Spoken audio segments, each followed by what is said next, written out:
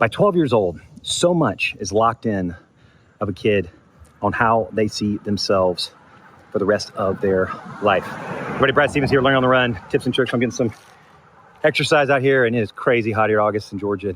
It's a sweaty mess, but it's also got the brain just churning, more than ever, and just kids going back to school and just thinking, in a world now where I think there's a lot of access to a lot of positive stuff, a lot of negative things, and just the impact, and also being very involved in youth coaching my kids softball and baseball for a number of years, and actually coaching flag football again for my son this year. This is a window of time, right? I mean, between now and 12 years old, look, plus or minus some years there, maybe not fully locked in, but the vast majority, a lot of how someone sees themselves. And you have kids around this age, right? 4th, 5th, 6th, 7th grade is what can you do to make a positive impact? That feeling, that perspective that's locked in at 12 for every young person, your kids, other kids, you got influence other kids as a teacher or a coach, the impact you can have so that they're seeing themselves in a positive light, kind of going forward.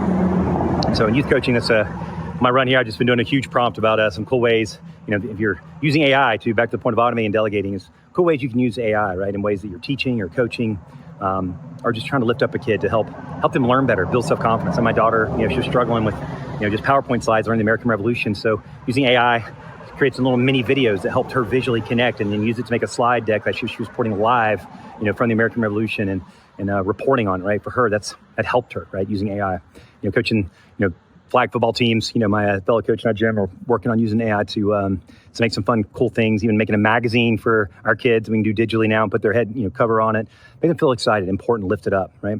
So that they can leave this experience in a better place. So just think about that. If you think about yourself in your own youth, right? What are experiences you had, right? Around that 10, 11, 12, 13, 14 kind of age range. Most adults, you ask them to go back to those times when another person, another child, or another adult, whether it's a coach or a parent, had a significant impact, and it shaped. We were talking with a bunch of adults the other day. I mean, they went back precisely to that moment in school when so-and-so said this thing about them and how they felt, right? That Maya Angelou quote, right? People forget a lot of other things, but they will never forget how you made them feel. So certainly fall short myself a ton. I'm trying to keep myself in line.